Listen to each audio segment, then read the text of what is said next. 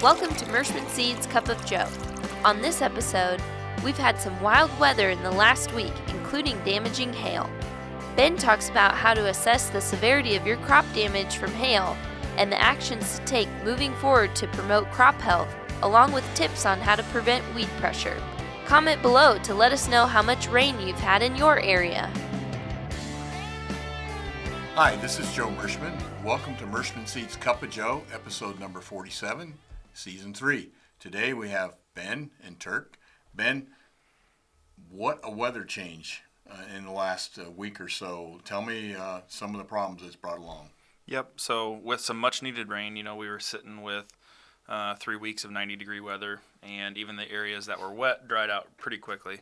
So some much needed rain came, and with some of that much needed rain came problems as usual. So I kind of wanted to touch on hail damage and some of the management factors that we deal with and what we kind of look at when we are trying to decide whether to replant, whether to apply fungicides, everything that kind of just goes along with hail. So Alex can overlay this picture here. This is basically what we got from Thursday night to Friday morning. This is a 24-hour precip accumulation, and there are areas in here that got up to 10 inches of rain. So Jeff City, Missouri area, you're talking west central Missouri, got hit pretty hard. Southeast Iowa got hit pretty hard in spots. More rain than what we needed, but there's some areas in there that received rain that we're probably on the deficit side. So, believe it or not, a lot of it did soak in, didn't it? Yeah. The creeks and the rivers did not come up as much as I was looking for them to come up. Yep. It was surprising how much water did soak in, but a lot of it had to run off. It came so fast. A lot of those areas that would have got the 6+ inches of rain in a 24-hour period, I'm sure, is running, but it's too much rain and for sure in certain spots. So let's talk about hail on soybeans first. This Iowa State article, Iowa State actually has a hail machine, so that's why I went to Iowa State to pull some of these numbers. They have years and years of research. They have a hail machine where they can increase intensity, decrease intensity. They can basically set the machine to how much defoliation they want. They can set the machine to how much bruising they want. They can set the machine to how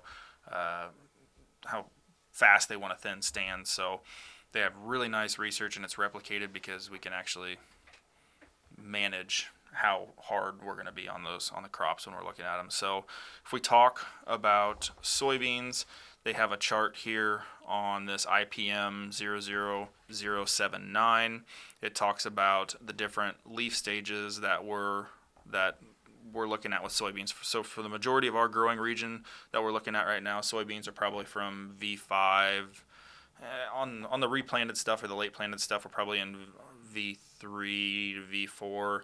On the later planted stuff, we're in V6 to V7. Soybeans are getting closer to closing the rows. So the later we get into the growing season, the harder it is on yield percentage wise. And I guess we can really even say we're after June 20th, so we probably have quite a few fields that are in that V6 to R1 range. So we can get 50 to 60% nodes cut or broke from the plant.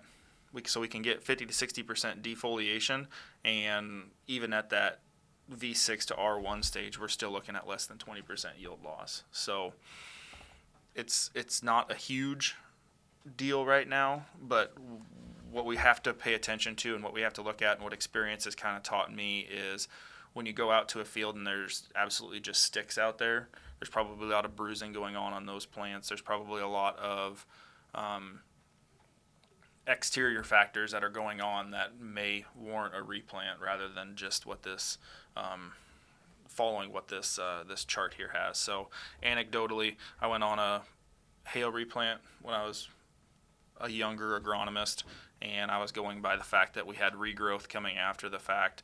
I'm like, well, this is going to be fine. We don't need to worry about it. A hail adjuster had been there that was much older than me, had a lot more experience with it. And he goes, you really got to watch out for what this bruising is going to do.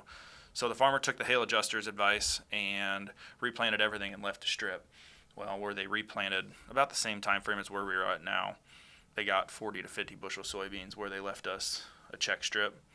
It was in that 10 to 15 bushel range. So if you have complete decimation is what I'm getting at. If you have complete loss of stems, whether that be part of the field, all of the field, it's probably a good idea to go stab some more beans in there, because you're going to be fighting weeds, you're going to be fighting yield loss, there's pest damage, there's everything else going out through there, that it's probably a good idea to put. Yeah, I've seen it where even minor hail damage, where if it hits the side of that stem, that makes a big canker and then if you get a loaded pod, a lot of pods and a lot of branches, then you tend to get lodging in the fall. So, I mean, those bruises will show up later in life for that soybean plant. So, yeah, you're exactly right, Ben. Usually about a week before the combine's ready to get there. Yep. So use this article. I mean, it talks about staging. It talks about replant information. It has a lot of the replant information that we have talked about prior to this, about planting date and percent of maximum yield and everything that goes along with that. So use this article. It's a good one.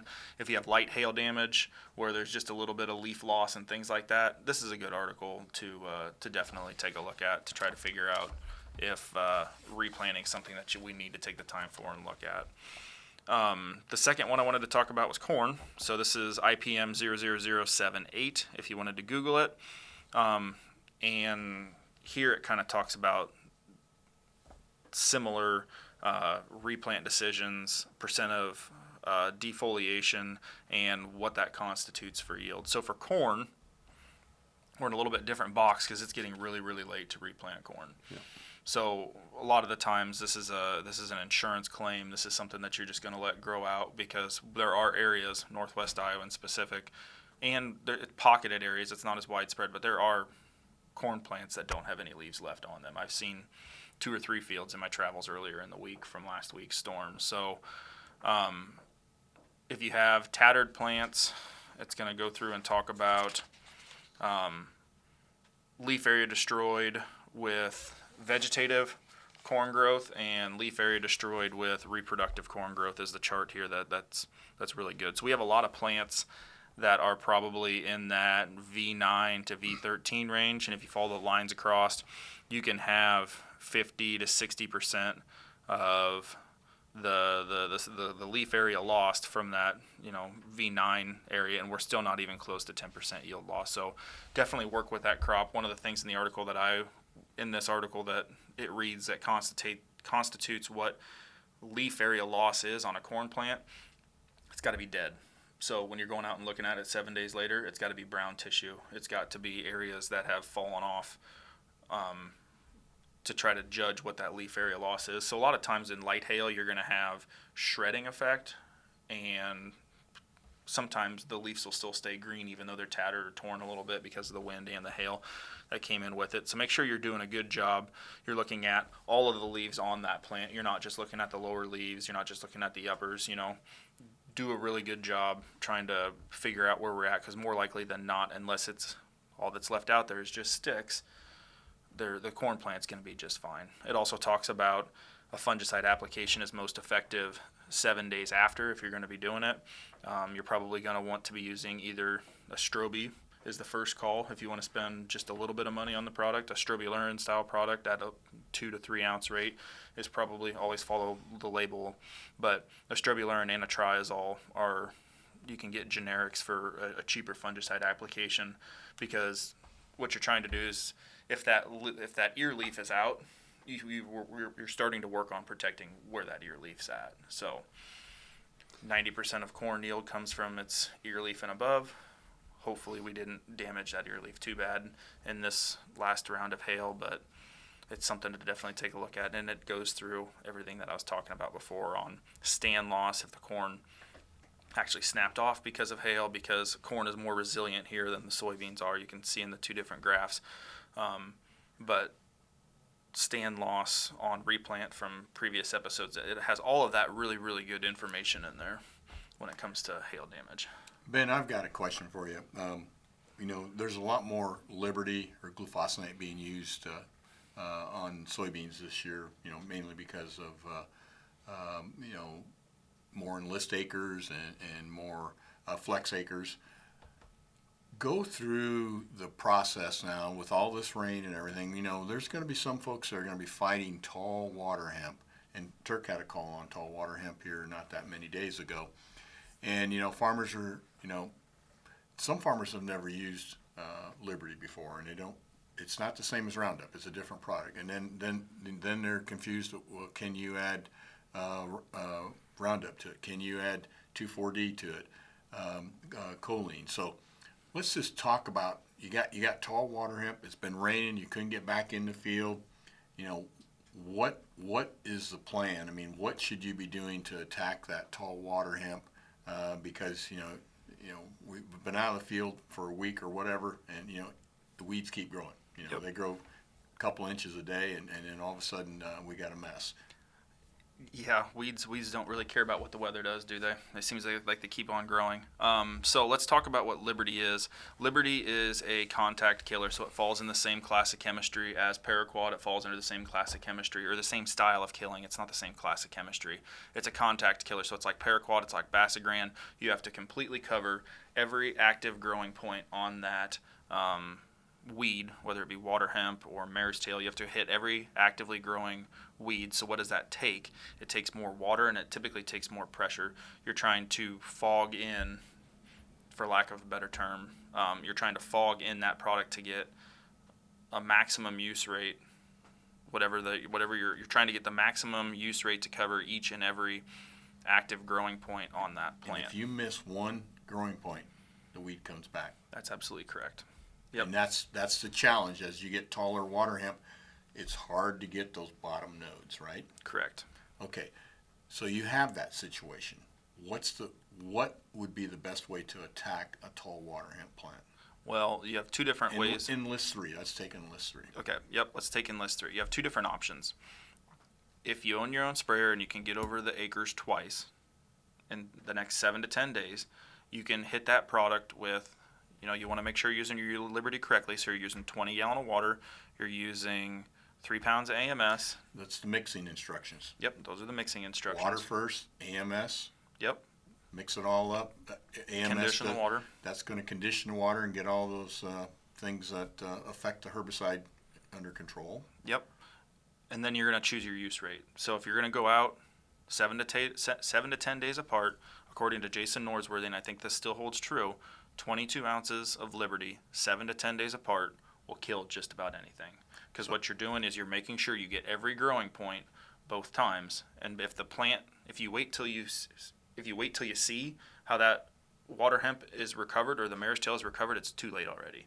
It's really, really hard to kill a damaged plant. Yeah, so in other words, it looks like it's dying, but you still got to go out there and spray the second time. Correct. Because there's that one node that you probably missed, and then the second time you're gonna get all the rest of the nodes, and you're gonna have dead plants. Yep, that's one option. Your second option, which is the way a lot of people are probably going to go about it, is you're going to run 20 gallon of water again. You're going to condition that water again with your AMS, 3 pounds AMS, actual AMS, whatever that active is, because some people use liquid, and the liquid, most of the time you have to use a double rate for what the manufacturer suggests to get to this actual 3 pounds of dry. So I want to make sure that you're using that liquid correctly. And then you probably go out there with 36 to 40 ounces of Liberty and 32 ounces of, which is the max rate of Enlist 1. That is an extremely potent mix. 2,4-D works internally where the Liberty works externally, and it's like a 1-2 punch to try to knock out those weeds. So those are the two different options. It kind of depends on how much time your retailer has, if your retailer spraying it, if you own your own rig, what the cost differences are. You got to weigh a couple different things out there. What if you have a lot of grass too? If you have a lot of grass, the 2 rounds of Liberty with the heat that we've had and the humidity, Liberty's worked really well so far this year. You can add Roundup in to the mix, whether you're running the straight Liberty or you can add Roundup into the mix as long as you're using the Enlist 1 product. You have to use the Enlist 1 product because of the salt that's in the Roundup, right? Correct. So otherwise it's not compatible. Correct. You won't be happy with toothpaste in your lines. Yep, and even then, when you go to add, if you fill your tank half full, you add your AMS, you add your 2,4-D, and then you add your Liberty and Roundup separately. You don't want either one of those two active ingredients, the Liberty or the Roundup, to touch at the same point in time. You want to make sure that you have sequential application with agitation in between each product dumped in. So if you're using Enlist 1 or Enlist Dual, is that right? Enlist Duo. Enlist Dual, that would have the Roundup, the glyphosate, and the 2,4-D. Can you mix that with Liberty? No, you cannot. Okay. Nope.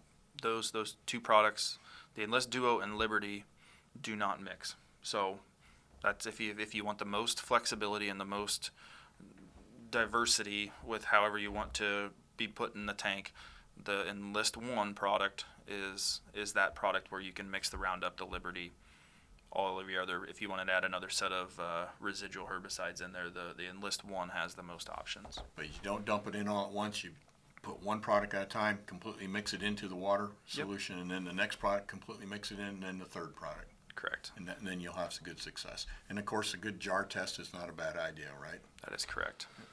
It's a quick learning curve if you do it wrong. Yep. If you do it wrong, most guys only make the mistake once. Well, only make it once because it's a long time to clean out that sprayer. Well, there's another little tip if you're using Liberty that I've seen the data on is you want to work banker's hours. In other words, 9 to 3 is when it's got the highest potency for kill because that's the hot part of the day. Because Liberty, like you said, likes heat and humidity. The more heat and humidity you have, the faster it works and the better it works. So it doesn't mean you can't apply it before and a little bit after, but it just say the optimum times are 9 to 3.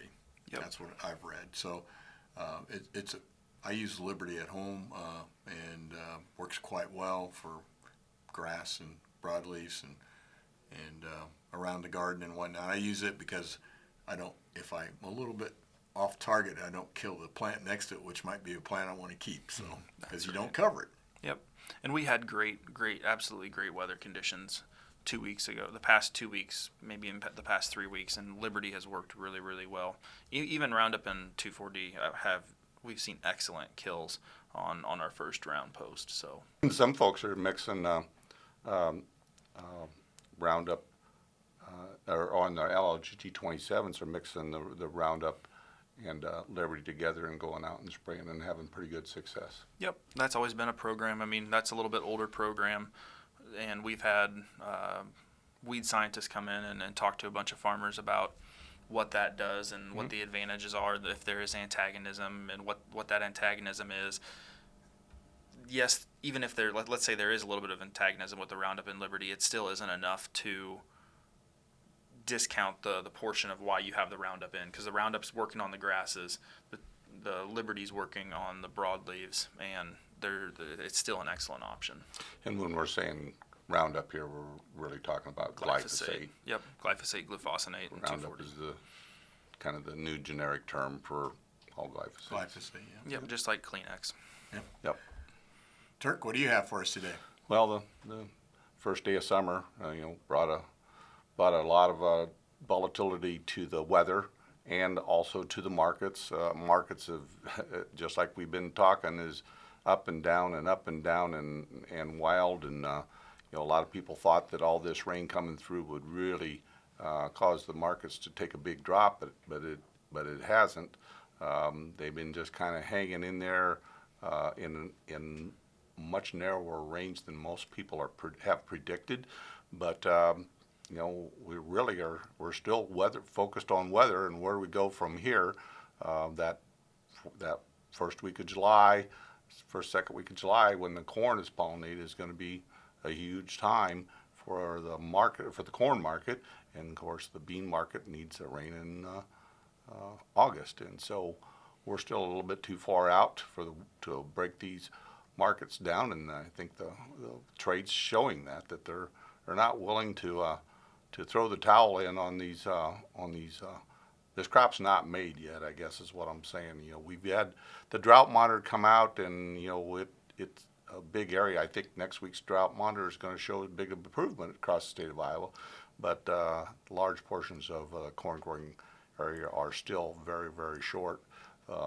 This rain that we got, although it was welcome in all areas, the northern third of Iowa and Minnesota and Wisconsin did not get enough to break this drought for them. And so a lot of corn still growing up in those parts. Yeah, very true. Very true. And I think there's an acres report coming out here soon, and they want to, how many acres actually got planted, and that number could have some influence if it's a surprise to the trade. So.